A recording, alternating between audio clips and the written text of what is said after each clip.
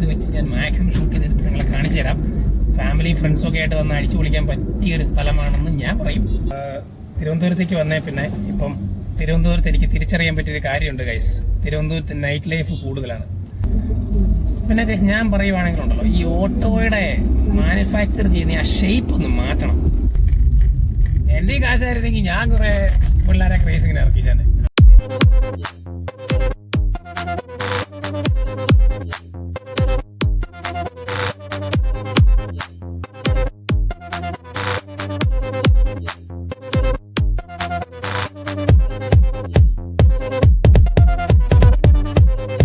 Hi YouTube. അങ്ങനെ കോട്ടയത്ത് നിന്ന് താമസം മാറി തിരുവനന്തപുരത്തേക്ക് വന്നേ പിന്നെ ഇപ്പം തിരുവനന്തപുരത്ത് എനിക്ക് തിരിച്ചറിയാൻ പറ്റിയൊരു കാര്യമുണ്ട് ഗൈസ്. തിരുവനന്തപുരത്ത് നൈറ്റ് ലൈഫ് കൂടുതലാണ്. മാത്രമല്ല കോട്ടയം ഒരുപാട് പുരോഗമിക്കേണ്ടിയിരിക്കുന്നു ഇനിയും. അപ്പം ഇന്നത്തെ ബ്ലോഗിന്റെ ഉദ്ദേശം എന്താണെന്ന് വെച്ചാൽ, ഇവിടെ ഫൺപ്ലെക്സ് എന്ന് പറഞ്ഞൊരു ഗോ കാർട്ടിങ് ചെയ്യുന്നൊരു സ്ഥലമുണ്ട്. അപ്പം നേരത്തെ വീഡിയോയിൽ ഞാൻ ചെയ്തിട്ടുണ്ടായിരുന്നു, മറ്റേ നമ്മുടെ എറണാകുളത്തെ ഷോപ്പിംഗ് മാളിന് പൊക്കത്തുള്ള ആ ഒരു ഗോ കാർട്ടിങ് ഏരിയ. പക്ഷെ ഇത് ഓപ്പൺ ട്രാക്ക് ഉണ്ടാക്കിയിട്ടുണ്ട്. അപ്പോൾ അവിടെ ഞാൻ വേറെ ഒന്ന് രണ്ട് പേരുടെ വീഡിയോ ഒക്കെ കണ്ടിട്ടാണ് ഇവിടെ ഉണ്ടെന്ന് അറിഞ്ഞത്. അപ്പം നമുക്ക് ഇന്ന് അവിടെ പോയി ഇന്ന് ഫൺ ആൻഡ് അഡ്വഞ്ചർ ചെയ്ത് നോക്കാം. ട്രാക്ക് ചെയ്യാൻ കണ്ടിട്ട് വലിയ കുഴപ്പമില്ല. ഇപ്പോൾ അവരെ വിളിച്ചു ചോദിച്ചു. അപ്പം അവിടെ അങ്ങനെ ടൈം കാര്യങ്ങളൊന്നും ഇല്ല, ഇപ്പോൾ ഒന്നാലും ചെയ്യാൻ എന്നോട് പറഞ്ഞിട്ടുണ്ട്. നമ്മൾ പ്രത്യേകിച്ച് സ്ലോട്ട് ബുക്ക് ചെയ്യേണ്ട ആവശ്യം എന്തായാലും ഇന്നില്ല. അപ്പോൾ ഞാനിപ്പോൾ അങ്ങോട്ട് പോകുന്ന റൂട്ടിലാണ്. ഈ സംഭവം തിരുവനന്തപുരത്ത് ആക്കുളം റോഡിലാണ് ഇവരുടെ ഈ ഗോ കാർട്ടിങ് ഏരിയ. അപ്പം ഇത് ഏകദേശം ലുലുവിന്റെ അവിടെ നിന്ന് ഒരു 1-2 കിലോമീറ്റർ ദൂരം ഉള്ളതാണ് മാപ്പിൽ കാണിച്ചത്. ഞാൻ മാപ്പിട്ടാ പോയിക്കൊണ്ടിരിക്കുന്നത്. തിരുവനന്തപുരത്ത് വന്നിട്ട് ഇത്ര നാളായിട്ടും അധികം സ്ഥലങ്ങളൊന്നും പഠിക്കാൻ പറ്റിയില്ല. പിന്നെ അവിടെ ചിലപ്പോൾ നമുക്ക് വേറെ എന്തെങ്കിലും ഇങ്ങനെ സംസാരിച്ചിരിക്കാം. ഇപ്പം എന്താണ് ഇപ്പൊ പറയുക, ഇതിപ്പോ ഞാൻ വേറെ കാര്യം പറഞ്ഞു. നമ്മുടെ കോട്ടയത്ത് ഇങ്ങനത്തെ ഈ വീഡിയോ കോട്ടയത്തെ അച്ചായന്മാര് കാശുള്ള ടീംസൊക്കെ കാണുന്നുണ്ടെങ്കിൽ നിങ്ങളും കോട്ടയത്ത് ഇതൊക്കെ തുടങ്ങുക കേട്ടോ. ഇങ്ങനത്തെ കാര്യങ്ങളൊക്കെ എല്ലായിടത്തും വേണം. ഇപ്പൊ വളർന്നു വരുന്ന പിള്ളേർ ഇഷ്ടം പോലെ ആൾക്കാരുണ്ട് റേസിംഗ് ഫീൽഡിലേക്ക് ഇറങ്ങാൻ താല്പര്യമുള്ളവരും കഴിവുള്ളവരും. പണ്ടത്തെ പോലെയല്ല, ഇപ്പൊ കഴിവുള്ളവർ കൂടുതലാണ്, പക്ഷെ ഓപ്പർച്യൂണിറ്റി ഇല്ല. പ്രത്യേകിച്ച് കോട്ടയത്ത് ഗൈസ്, ഞാൻ കുഞ്ഞുനാൾ മുതൽ കോട്ടയത്ത് വളർന്നുകൊണ്ട് പറയുകയാണ്, കോട്ടയം ജില്ലയിൽ യാതൊരു ഓപ്പർച്യൂണിറ്റി ഇല്ല. തൃശ്ശൂർ പോലും ട്രാക്ക് തുടങ്ങി, അവിടെ എന്തെല്ലാം ഇവന്റ്സ് നടക്കുന്നു. പക്ഷെ കോട്ടയത്ത് ഒന്നും നടക്കില്ല. ഞാൻ തന്നെ ഇപ്പം ഗോകാട്ടൊന്ന് ഓടിക്കാൻ തോന്നുമ്പോഴത്തേക്കും കോട്ടയത്ത് നിന്ന് വണ്ടി എടുത്ത് എറണാകുളത്ത് പോയി ഓടിക്കേണ്ട അവസ്ഥയാണ്. ഇതൊക്കെ ഒരു ബിസിനസ് ഫീൽഡ് ആണ് ആക്ച്വലി. പക്ഷെ എന്തുകൊണ്ടാണെന്ന് അറിഞ്ഞൂടാ. അതിലും കൂടുതൽ റവന്യൂ ജനറേറ്റ് ചെയ്യാൻ പറ്റുന്ന ബിസിനസ് ഒക്കെ ഉള്ളത് കൊണ്ട് കാശുള്ള ആൾക്കാരൊക്കെ അങ്ങനത്തെ ബിസിനസ്സിലേക്ക് ഇറക്കുന്നു ക്യാഷൊക്കെ. അതാണ് മെയിൻ കാര്യം. എല്ലാവർക്കും ക്യാഷല്ലേ വേണ്ടത്, അതിനുള്ള ബിസിനസ്സല്ലേ അവരും ചെയ്യത്തുള്ളൂ. പക്ഷെ നമ്മുടെ നാട്ടിൽ ഓപ്പർച്യൂണിറ്റി ഇല്ലാത്തത് കൊണ്ട് റേസിംഗ് ഫീൽഡിലേക്ക് ഇറങ്ങാൻ പറ്റാതെയും കഴിവ് തെളിയിക്കാൻ പറ്റാതെയും നാടിന് വേണ്ടി അല്ലെങ്കിൽ നമ്മുടെ രാജ്യത്തിന് വേണ്ടി അല്ലെങ്കിൽ റേസിംഗ് ഫീൽഡിൽ രാജ്യത്തിന് വേണ്ടി എന്തെങ്കിലുമൊക്കെ ചെയ്യാൻ സാധിക്കുന്ന ആൾക്കാരെന്ന് ഉറപ്പുള്ളവർ എത്രയോ പേര് വെറുതെ ഇരിക്കുന്നു, അല്ലെങ്കിൽ ചാൻസ് കിട്ടാതെ അത് ചെയ്യാൻ പറ്റാതെ ഇരിക്കുന്നു. എന്ത് ചെയ്യാൻ പറ്റും? ചാൻസ് വേണമെങ്കിൽ ക്യാഷ് വേണം. ക്യാഷ് ഇല്ലാത്തവന് കഴിവുണ്ടായിട്ടും കാര്യമില്ല. അതാണ് പ്രത്യേകത. ക്രിക്കറ്റിനൊക്കെ കൊടുക്കുന്ന പ്രോത്സാഹനമൊക്കെ നമ്മുടെ നാട്ടിൽ റേസിംഗ് ഫീൽഡിൽ കൊടുത്തു കഴിഞ്ഞ് കഴിഞ്ഞാൽ എത്രയോ ട്രോഫികൾ വരുമെന്നറിയാമോ റേസിംഗ് ഫീൽഡിൽ നിന്ന്. നാടിന്റെ പേര് ഒരുപാട് ഉയരങ്ങളിലെത്തും. അതിനിപ്പം മെയിൻ കാര്യമാണ് ഇപ്പോൾ ചെന്നൈയിൽ നമ്മുടെ രജനി സാറിന്റെ ഒക്കെ RACR racing academy, Rajani academy of competitive racing. ഞാൻ അവിടെ പോയി ലൈസൻസ് എടുക്കാൻ വേണ്ടി ലെവൽ 1 ലെവൽ 2 2 ചെയ്തിട്ടിരിക്കുന്ന ആളാണ്. അത് അങ്ങനത്തെ അക്കാഡമീസ് ഒക്കെ വരണം, ഇവിടെയും വരണം, കേരളത്തിലും വരണം. അദ്ദേഹം വലിയ മനുഷ്യനാണ്, നാഷണൽ ചാമ്പ്യനാണ്. ഒരുപാട് തവണ 7-8 തവണയും കണ്ട് നാഷണൽ ചാമ്പ്യൻ ആയിരുന്നു അദ്ദേഹം. അങ്ങനെ അദ്ദേഹത്തിന്റെ ഒരു ഇനിഷ്യേറ്റീവ് കാരണം അവിടെ റേസിംഗ് അക്കാഡമി സ്റ്റാർട്ടായി. അതിൽ നിന്ന് ഒരുപാട് പേര് വന്നു. അദ്ദേഹത്തിന്റെ ഒരുപാട് ശിഷ്യന്മാരിപ്പം മീൻസ് അദ്ദേഹത്തിന്റെ അണ്ടറിൽ റേസിംഗ് പഠിച്ച ഒരുപാട് പേരിപ്പം പല കാറ്റഗറിയിൽ റേസിംഗിൽ പ്രൈസ് അടിച്ചുകൊണ്ടിരിക്കുകയാണ്. ഇന്ത്യക്ക് പുറത്തും ഒരുപാട് റേസുകളിൽ പിള്ളേർ പോഡിയൊക്കെ അടിച്ചിട്ടുണ്ട് അദ്ദേഹത്തിന്റെ റേസിംഗ് അക്കാഡമിയിലുള്ളവർ തന്നെ. അതുപോലെ കേരളത്തിൽ വരണം കൈസ്. നമ്മളൊക്കെ ഇനി എന്ത് പുരോഗമിക്കാനാ? എന്റെ ഈ കാശായിരുന്നെങ്കിൽ ഞാൻ കുറെ പിള്ളേരെ റേസിങ്ങിന് ഇറക്കിച്ചാണ്. അത് ഞാൻ ഇറങ്ങും, വേറെ കാര്യം. എന്നാലും തമാശയല്ല കൈസ്, ഇതൊക്കെ ഉണ്ടല്ലോ, പറഞ്ഞിട്ട് കാര്യമില്ല. നമ്മുടെ നാട്ടിൽ നിന്ന് രക്ഷപ്പെടണം എന്നുണ്ടെങ്കിൽ സ്വന്തം കുടുംബത്ത് കാശ് വേണം. കഴിവുണ്ടായിട്ട് സ്പോൺസർഷിപ്പ് കിട്ടാതെ ഇരിക്കുന്ന ആൾക്കാർ ഇഷ്ടം പോലെ. പറഞ്ഞിട്ട് വല്ല കാര്യമുണ്ടോ?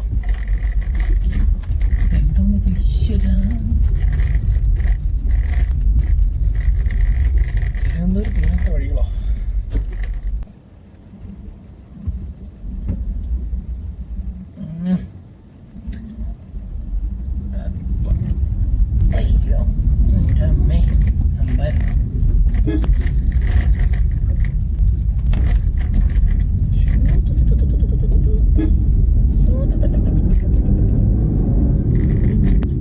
അതുപോലെ നമ്മുടെ ഇവിടുത്തെ ലുലു, തിരുവനന്തപുരത്തെ ലുലുവും എറണാകുളത്തേക്കാളും വലുതാണ് സൈസില്.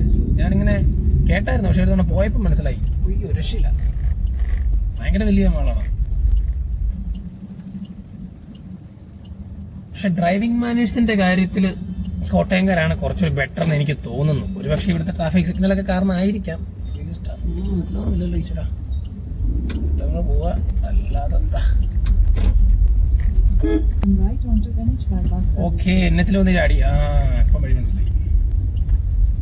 വഴി മനസ്സിലായെന്ന് വെച്ചാൽ എനിക്ക് ലുലുലോട്ടുള്ള വഴി അറിയുന്നുള്ളൂ കേട്ടോ. ലുലു ഈ റൂട്ട് തന്നെയാണ്. ഇനിയിപ്പം വഴി കറക്റ്റ് മനസ്സിലാക്കണമെങ്കിൽ അവിടെ ചെല്ലണം. ഇവിടുത്തെ ഓട്ടോ ചേട്ടന്മാർ എൻ്റെ പൊന്നു മക്കളെ, അയ്യോ, സൂര്യ കുത്താനിടയുണ്ടെങ്കിൽ അവരവിടെ ഓട്ടോ കയറ്റിയിരിക്കും. പേടിച്ച് ഞാൻ കണ്ടിട്ട് എൻ്റെ വലുത് സ്ഥലത്ത് നിൽപ്പുണ്ട്. ഇടയില്ലെന്ന് അറിയാം, എന്നാലും കൊണ്ട് കയറ്റുക. കുറ്റം പറയുന്നല്ല കേട്ടോ. അല്ല, ഓട്ടക്കാരെ കാണുന്നുണ്ടെങ്കിൽ തെറി വിളിക്കില്ലേ. ഇഷ്ടംപോലെ ആൾക്കാരുണ്ട് മര്യാദയ്ക്ക് ഓടിക്കുന്നവർ. എത്രയോ പേര് ഞാൻ കണ്ടേക്കുന്നു, പ്രോപ്പറായിട്ട് ഇൻഡിക്കേറ്റർ ഇട്ട് സിഗ്നലും കാണിച്ച് അങ്ങനെ മര്യാദയ്ക്ക് ഓടിക്കുന്ന ഒരുപാട് ആൾക്കാരുണ്ട്. പക്ഷെ കുറച്ച് ആൾക്കാരുണ്ട് ബാക്കിയുള്ളവരെയും കൂടി ചീത്തപ്പേരാക്കിക്കാൻ.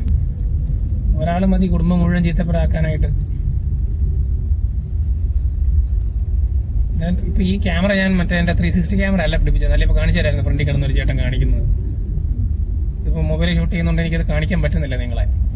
പുള്ളിക്ക് കയറിപ്പോൻ പറ്റത്തില്ലെന്ന് അറിയാം, സ്പേസ് ഇല്ലെന്ന് അറിയാം, എന്നാലും അവിടെ കയറ്റി വെക്കും, എന്നിട്ട് തിരിച്ചിറക്കും.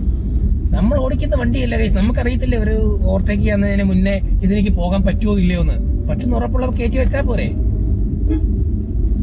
എന്തിനത് എനിക്കറിഞ്ഞൂടാ. ചെയ്യാൻ പറ്റത്തില്ല അറിയാം, എന്നാലും കയറ്റി വെക്കും, ഇറക്കിക്കൊണ്ടുവരും. എന്തൊരവസ്ഥയത്. ഓക്കെ, വലിയ ദൂരം, 6 കിലോമീറ്റർ ഇനിയുണ്ടോ? പിന്നെ ഞാൻ പറയുവാണെങ്കിലുണ്ടല്ലോ, ഈ ഓട്ടോയുടെ മാനുഫാക്ചർ ചെയ്യുന്ന ആ ഷേപ്പ് ഒന്ന് മാറ്റണം. ഞാൻ ശ്രദ്ധിച്ചിട്ടുള്ളൊരു കാര്യമാണ്, ഓട്ടോ സ്റ്റാൻഡിൽ കിടക്കുന്ന ഒരു വണ്ടി, ആ വണ്ടിക്കൊന്ന് വഴിയിലേക്ക് ഇറങ്ങണമെങ്കിൽ അതിന്റെ റെയർ വ്യൂ മിററിൽ കൂടി നോക്കിയാൽ ബാക്കി കാണത്തില്ല ഗൈസ്. നമ്മൾ വണ്ടി നിർത്തിയിട്ട് എൻ്റെ നേരെയാണ് കിടക്കുന്നതെങ്കിൽ നമ്മൾ മിററിൽ നോക്കിയാൽ നമുക്ക് ബാക്കി കാണാം, ഏതൊരു വണ്ടിയുടെയും കാണാം. പക്ഷെ ഓട്ടോയ്ക്ക് നമ്മൾക്ക് നേരെ നോക്കി കാണാൻ പറ്റത്തില്ല, വണ്ടിക്ക് അകം തന്നെ കാണും. കുറച്ച് ഓട്ടോ വലത്തോട്ട് എടുത്തിട്ടിട്ട് നോക്കിയാലേ ബാക്കി കാണാൻ പറ്റത്തുള്ളൂ. അതെന്താ അങ്ങനെ എനിക്ക് മനസ്സിലായില്ല. ഞാൻ മാത്രമേ ശ്രദ്ധിച്ചിട്ടുള്ളൂ, അതോ ഇനി ഞാൻ നോക്കിയിട്ട് ശ്രദ്ധിക്കാതെ പോയതാണോ എന്ന് അറിയത്തില്ല. പക്ഷെ ബാക്കിലേക്ക് നോക്കിയാൽ നേരെ നോക്കിയാൽ കാണത്തില്ല ഓട്ടോക്കകത്തിരുന്നത്. അതുകൊണ്ടാണ് ഡ്രൈവർമാർ അവർ കുറച്ച് സ്റ്റാൻഡ് ചെയ്യുന്നു, അല്ലെങ്കിൽ സൈഡിൽ നിന്ന് വലത്തേക്ക് കുറച്ച് തിരിച്ചു വെച്ചിട്ട് അവരെന്നിട്ട് ബാക്കിലേക്ക് നോക്കും. ആ എടുത്ത് വെക്കുന്ന ഗ്യാപ്പ് കാണുമ്പോൾ നമുക്ക് ചീത്ത വിളിക്കാൻ തോന്നും. കാരണം എന്തുവാ, ആ ഒരു ഗ്യാപ്പിൽ വേറെ വണ്ടി അടുത്ത് വന്നു, നല്ല സ്പീഡിൽ നേരെ വരുന്നതാണെങ്കിൽ ഇവർ പെട്ടെന്ന് കയറ്റി വെക്കുമ്പോഴത്തേക്കും തട്ടും. ചേട്ടൻ ഓൺ അടിച്ചു, ഞാൻ ലെഫ്റ്റ് ടിക്കറ്റ് മാറി തന്നു. ചേട്ടാ എന്റെ അറിവിൽ അതാണ് മര്യാദ അല്ലേ. പിന്നെ ഗൈസ്, നമ്മൾ ഗോകാട്ടിൽ വണ്ടി ഓടിക്കുമ്പോഴത്തേനും അവിടെ കാണിക്കുന്ന പിറപ്പൊക്കെ ഷൂട്ട് ചെയ്യാൻ വേണ്ടി നമ്മുടെ ക്യാമറ മൗണ്ട് ചെയ്യാൻ പറ്റുന്ന വ്ലോഗിംഗ് ഹെൽമെറ്റും കൂടി എടുത്തിട്ടുണ്ട് ഇന്ന്. അപ്പോൾ ഇത് വെച്ച് ഞാൻ മാക്സിമം ഷൂട്ട് ചെയ്തെടുത്ത് നിങ്ങളെ കാണിച്ചു തരാം. ഫാമിലി ഫ്രണ്ട്സൊക്കെ ആയിട്ട് വന്ന് അടിച്ചു പൊളിക്കാൻ പറ്റിയ ഒരു സ്ഥലമാണെന്ന് ഞാൻ പറയും. പിന്നെ പണ്ടൊക്കെ ആണെങ്കിൽ വണ്ടിഭ്രാന്തന്മാർ ഒരു കുടുംബത്തിൽ 1, 2 അല്ലെങ്കിൽ ആണുങ്ങളൊക്കെ ആയിരുന്നു. ഇപ്പൊ എന്ന് പറഞ്ഞു കഴിഞ്ഞാൽ ഒരു കുടുംബത്തിൽ വണ്ടിഭ്രാന്ത് എന്ന് പറയുന്ന ഒരു കുടുംബം മൊത്തം വണ്ടിഭ്രാന്തന്മാരാ. എത്രയോ കുടുംബങ്ങൾ അങ്ങനെയാണ് കണ്ടേക്കുന്നത്. ഇപ്പൊ ഇൻസ്റ്റാഗ്രാമിൽ റീൽസ് ഒക്കെ നോക്കുമ്പോൾ നമുക്ക് കാണാം എത്രയോ ഫാമിലീസ് ആണ്. ഫുള്ള് യൂട്യൂബ് ഷോർട്സിൽ വരെ നമുക്ക് കാണാം എത്രയോ ഫാമിലീസ് ആണ്, ഫുള്ള് ഫാമിലി വണ്ടിഭ്രാന്തന്മാര്. 1, 2 അല്ല, ആണുങ്ങൾ മാത്രമല്ല.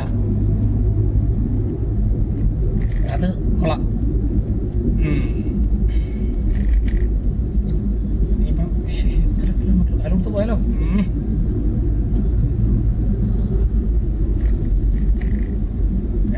സ്പീഡൊക്കെ കുറയണം. നമ്മളൊരു പരിധി ഫുൾ സ്പീഡിൽ ഓടിക്കേണ്ട കാര്യമില്ല, പ്രത്യേകിച്ച് സ്വിഫ്റ്റ്. അയ്യോ,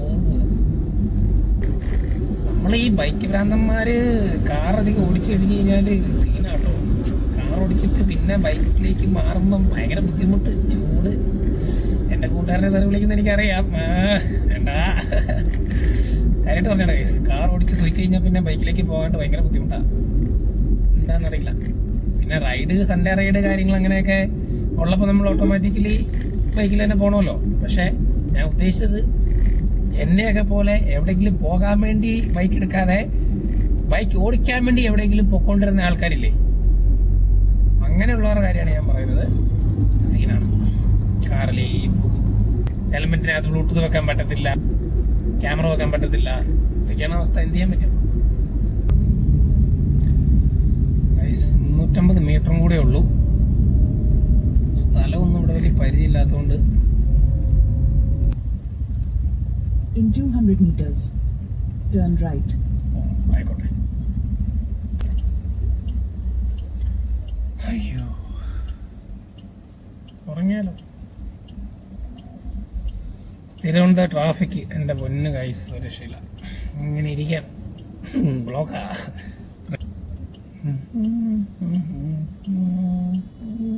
10 മൈലേജ് കിട്ടുന്ന വണ്ടിക്ക് 4 മൈലേജ് ആക്കുമ്പോൾ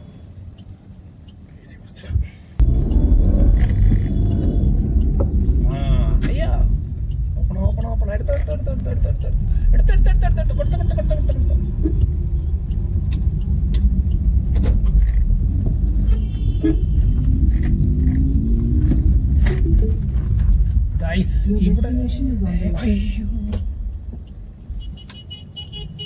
സ്ഥലം എത്തി ഗൈസ്. ഇവിടെ തൊട്ടടുത്ത് സിഗ്നലിന്റെ ഇപ്പുറത്ത്. ഞാൻ ആദ്യമായിട്ട് വരുന്നതുകൊണ്ട് എനിക്ക് അതങ്ങോട്ട് കത്തിയില്ല.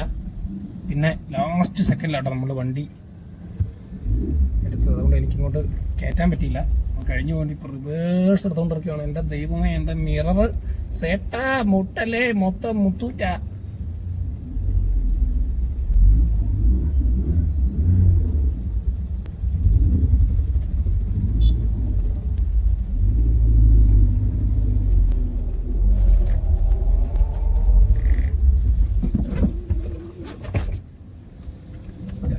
ഐ തിങ്ക് ഇവർക്ക് വേറെ.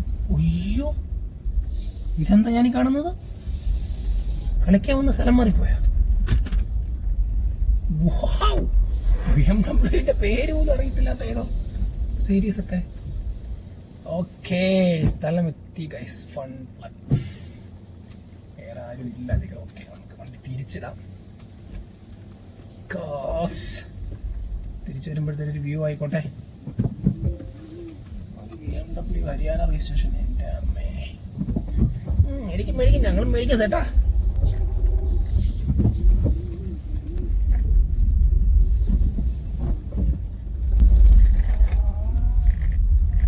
ഗൈസ്, അപ്പോൾ ഇതാണ് ഞാൻ പറഞ്ഞ ഫൺപ്ലെക്സ് motor sports karting area.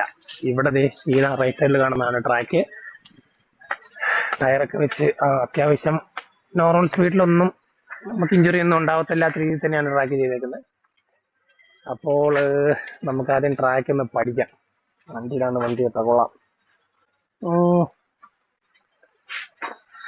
Actually ഞാൻ നമ്മുടെ എറണാകുളത്തെ അത് ഓർക്കുന്നില്ല വണ്ടിയുടെ സെറ്റിങ്സ് ഒന്നും. അല്ലെങ്കിൽ ഞാനിപ്പോൾ ഒന്ന് കമ്പയർ ചെയ്ത് നോക്കാമായിരുന്നു. എന്തായാലും കണ്ടിട്ട് വലിയ കുഴപ്പമില്ല. അപ്പോൾ ഗൈസ്, ട്രാക്ക് നല്ല വീതിയുള്ള ട്രാക്കാണ് കേട്ടോ. എന്ന് വെച്ചാൽ ബിഗിനേഴ്സിനൊക്കെ വന്ന് അക്രമം കാണിക്കാം. പക്ഷെ അപ്പെക്സ് നമുക്ക് ഓടിച്ച് പരിചയമായി കഴിഞ്ഞാൽ പറയാൻ പറ്റുള്ളൂ. അപ്പെക്സിന് മാർക്കിംഗ് ഒന്നും സെപ്പറേറ്റ് കൊടുത്തിട്ടില്ല. ടയർ സെപ്പറേറ്റ് ചെയ്ത് ട്രാക്ക് ചെയ്തിട്ടുണ്ടെന്നേ ഉള്ളൂ. അപ്പോൾ ഇതിനകത്ത് നമുക്ക് 1-2 റൗണ്ട് ഓടിച്ചിട്ട് ട്രാക്ക് പഠിച്ചിട്ട് നമ്മുടെ എക്സ്ട്രീം, ഐ മീൻ എൻ്റെ എക്സ്ട്രീം ഞാൻ നോക്കാം. അപ്പോൾ ചെയ്തിട്ട് ഞാൻ പറയാം ഗൈസ്. ബാക്കി നിങ്ങൾ ക്യാമറയിലെ ആക്ഷൻ കാണുക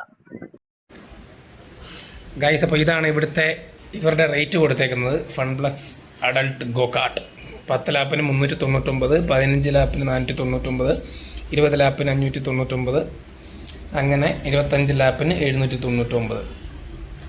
അപ്പോൾ ഗൈസ്, ഞാനൊരു 20 ലാപ്പേ ഓടിച്ച് നോക്കുന്നുള്ളൂ. പിന്നെ ഇവർക്ക് വേറെ ഓപ്ഷൻസ് ഒരുപാടുണ്ട് കേട്ടോ. 2 സീറ്റർ കാർട്ടുണ്ട്, ഫോട്ടോഷൂട്ട്, ട്രാക്ക് റെൻറ്റിൽ. ട്രാക്ക് റെൻറ്റ് എന്ന് വെച്ചാൽ 1 മണിക്കൂർ ഫുൾ ട്രാക്ക് നമുക്ക് റെൻ്റ് എടുത്ത് വരെ ചെയ്യാം. ഇതിലൊരു കോൺടാക്ട് നമ്പറും ഉണ്ട്. ഞാൻ ആളെ അറിയില്ല. ഞാനിപ്പോൾ ഇവിടെ വന്നപ്പം ഇവിടുത്തെ സ്റ്റാഫിനെ പരിചയപ്പെട്ടു. അദ്ദേഹമാണ് എനിക്ക് ഡീറ്റെയിൽസ് എടുത്ത് തന്നത്. ഞാൻ ഒറ്റയ്ക്കുള്ളൂ, ട്രാക്ക് ഫ്രീ ആണ്. അതുകൊണ്ട് നമുക്ക് അക്രമം കാണിക്കാം ഗൈസ്. അപ്പം ഞാൻ 20 ലാപ്പ് സ്റ്റാർട്ട് ചെയ്യട്ടെ. Come on, let's see guys. അങ്ങനെ ഞാൻ അതുവരെ ബ്രീഫിംഗ് ഒക്കെ കേട്ടു. ഇതാണ് വണ്ടി. ഇവിടുത്തെ സ്റ്റാഫ് സ്റ്റാർട്ട് ചെയ്ത് തരും.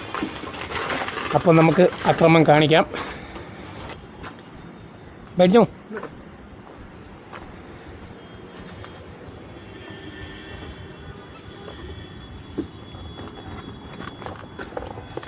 टच मत करो, इधर टच मत करो। किधर? हाँ हाँ, से सीट बेल्ट डाल। इतना ही ना? Okay guys. Right side accelerator, left side brake. हाँ, दोनों को साथ में पुश मत करो। ओके दोनों को आपस में हिट मत करो। Okay okay. टायर में गाड़ी हिट हो जाएगा, उधर गाड़ी स्टॉप करो। कैसे? अभी टायर में हिट हो जाएगा गाड़ी, हाँ तो उधर स्टॉप करो, रिवर्स नहीं है। ओके, आप आके निकाल दोगे? हाँ वो, गाड़ी वन समय रहने से इधर टच मत करो, इतना ही ഓക്കെ ഓക്കെ जल जाएगा ना? जल जाएगा। ठीक है एक्सीलेटर प्रेस करो। ഓക്കെ ഗൈസ്, അപ്പം അത്യാവശ്യം ബ്രീഫിംഗ് ഒക്കെ കിട്ടി.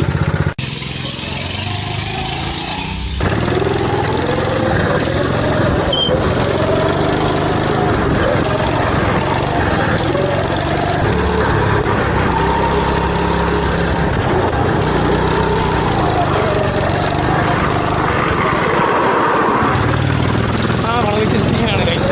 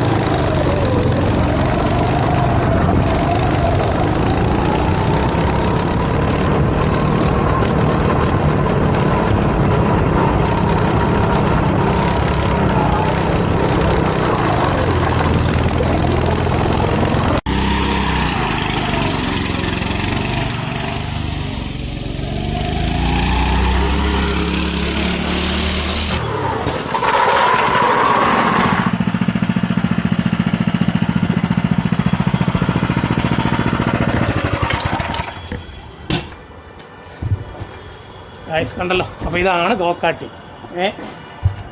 ഇനിയിപ്പം വരാൻ താല്പര്യമുള്ളവരൊക്കെ ഞാനിവരുടെ നമ്പറൊക്കെ താഴെ കൊടുത്തേക്കാം, ലൊക്കേഷൻ കൊടുത്തേക്കാം.